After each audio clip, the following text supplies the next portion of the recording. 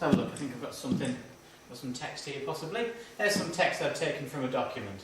Okay, bit small. Yeah, definitely a bit small. So let's just resize that a little bit. I'm going to go in there and just resize it this way so that it'll fit on the page nicely. Okay, fit it like that. Possibly we need to just, not let me have all the extra bits and bobs. Maybe I need to take that information and change the size of it. Let's change it to say 25. Is that better? We can all see it now. We can scroll down. Okay, is that nice and easy? You're a poor reader. Is that going to help you read? Shall I sit you at a distance or shall I sit you on the carpet? Is that going to help you read? What's the best way for you to access that text? 2 ways to access that text more effectively. 1, have it in front of you. You still have it on a piece of paper. Better still, you have it on a little PDA. Or you have it perhaps on a laptop if you've got that access. But giving the children the access, you watch the children who struggle to read, they'll watch read with the finger. Why throw an extra barrier by throwing it on the screen at a distance with all the distractions around them to be able to see that? Why make it that bit harder?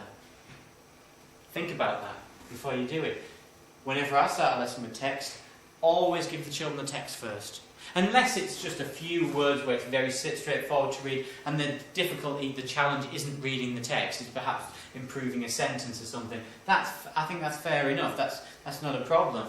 But when you've got something where you actually want them to read through, reflect on it and then give you feedback so that you can pull things out and highlight things and do something different with it, you really need to give the children the text at their level.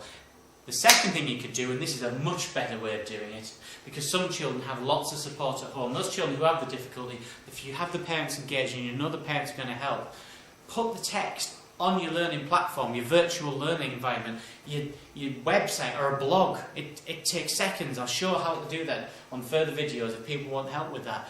Put the resources on there so the children have access to it before the lesson.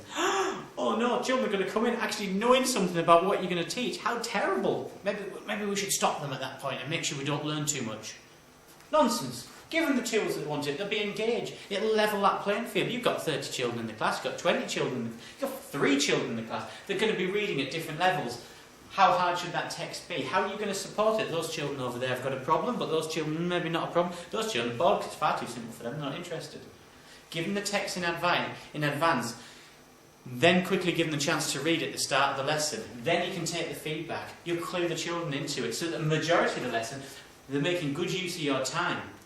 The homework will be the reading. They're making good use of your time. You can talk to them about what's going on there. Okay, so think about that before you put your text on the screen. Who's going to access it? How easy is it for them to access? How can we make it more easy for those children to access what's in there?